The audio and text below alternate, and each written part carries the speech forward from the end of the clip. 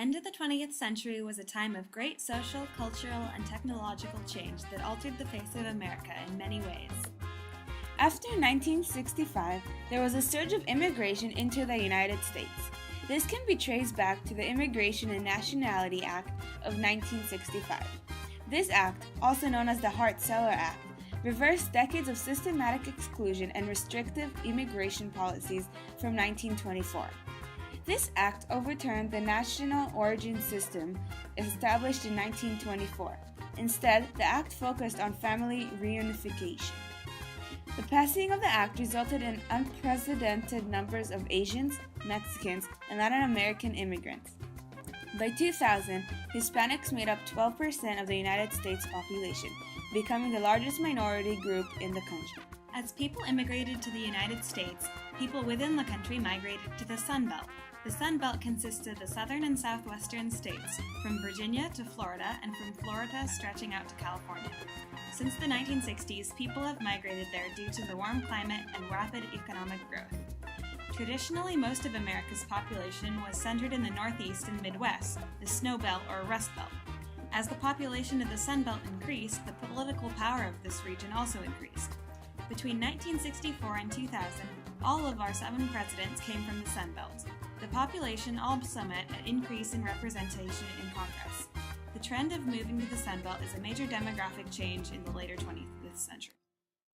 Another demographic trend is that Americans are living longer but also retiring earlier. This change in demographics is predicted to change everything from business trends to public policies.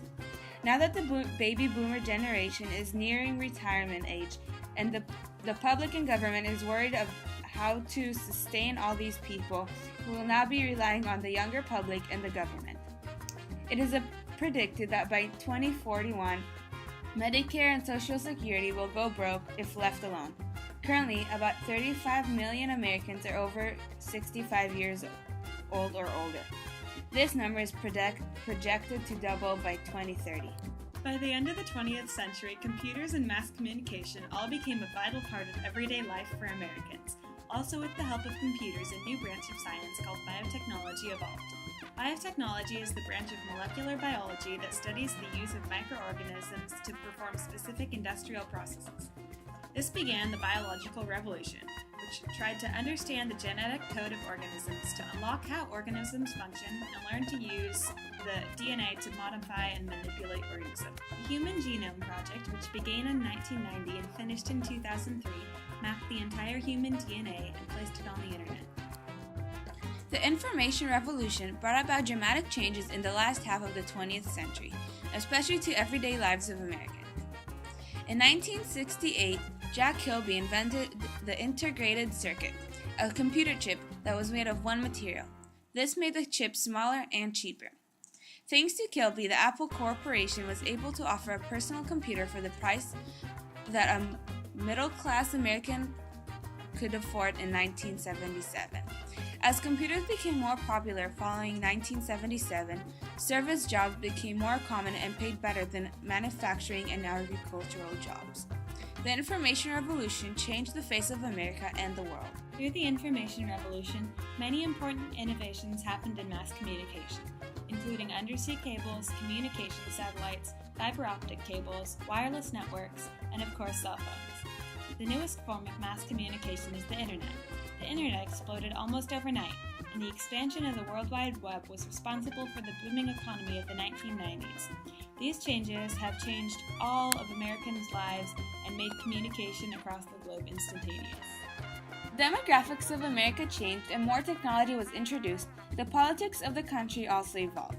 In 1986, Congress passed the Immigration Reform and Control Act, which penalized employers who hired illegal immigrants.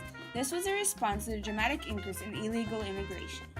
In 1992, an all-white jury in Los Angeles found several police officers not guilty of any crime, although they were videotaped beating a black suspect, Rodney King.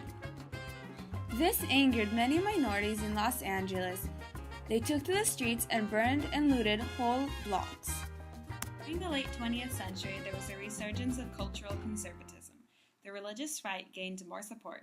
and groups such as Pat Robertson's Christian Coalition began urging politicians to take on their agenda regarding certain issues. These issues included school prayer, abortion, downsizing the government, gay rights, and family values. The conservative wave was evident when President Reagan appointed 3 conservative justices to the Supreme Court. In 1973, the Supreme Court ruled that the states could not limit abortion in the first trimester in their decision of Roe v. Wade. But in the late 1980s to early 90s, Supreme Court rulings became more conservative and opened the door to limitation of abortion. In the end of the 20th century, America evolved in demographics, technology, culture, and politics. Hope you enjoyed our Acorn outline.